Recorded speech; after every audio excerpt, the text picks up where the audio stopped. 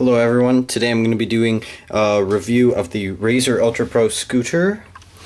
And main reason why I'm doing this is because I found with a lot of the reviews online they just stated all the features of it and then pretty much ended the review. But today I'm going to try to talk a little bit about the stuff that the Razor website doesn't tell you.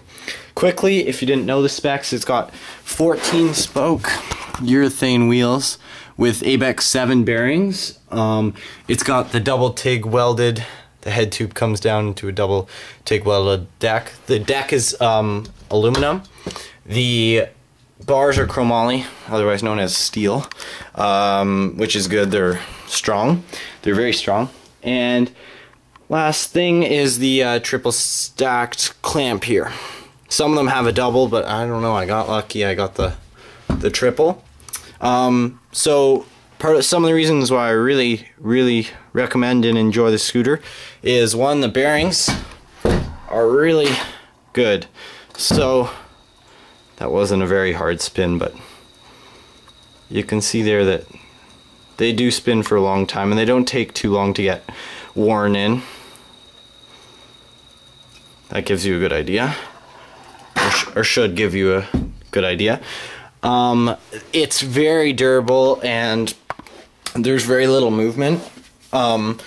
It's comparing it to this scooter I used to ride here, where you have all this movement in the folding mechanism, and this, you don't have any of that, and you've got a very rigid deck as well. The few other things is the bars are quite wide, which is good for giving you a lot of control, wider center.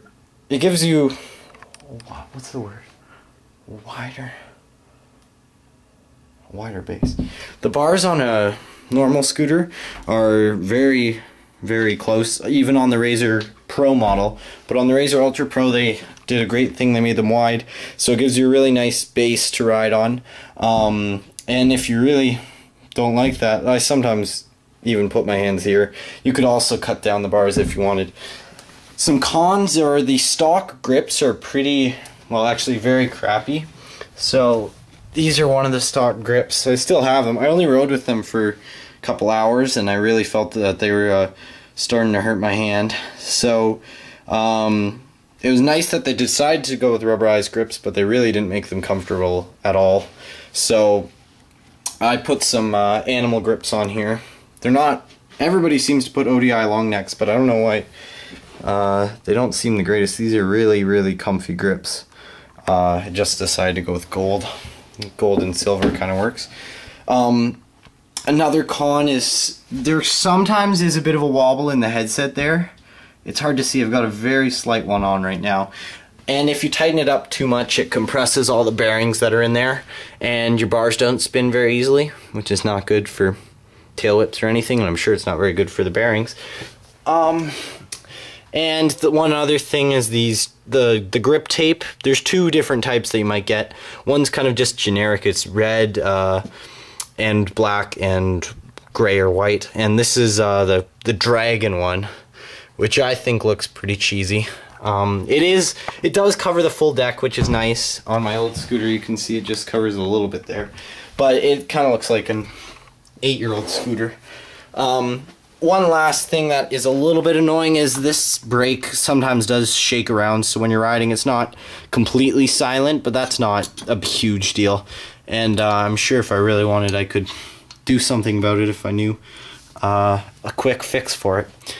But overall, this scooter's 80 to 100, depending on where you get it. It's a very good scooter for the price, and it's not too hard to find. I live in Canada, and they are hard to find in Canada, but I ordered it from the US, and I got it for I think 90.